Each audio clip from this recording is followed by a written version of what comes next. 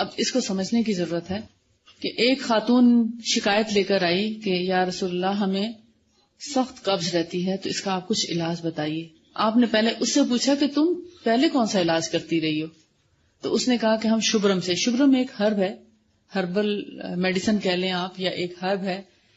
तो आपने फरमाया कि वो तो बड़ा गर्म और नुकसानदेह है, यानी इतने ज्यादा मोशन आ जाते हैं कि फिर उसके बाद आंतों में मजीद खुश्की हो जाती है। जैसे कुछ लोगों को अगर कैस्टर ऑयल पीने का एक्सपीरियंस हो, कुछ लोगों ने पिया हो, तो वो जानते हैं कि एक दफा तो स्टूल खुल के आ जाता है, मगर उसके बाद मजीद कब्ज हो जाती है।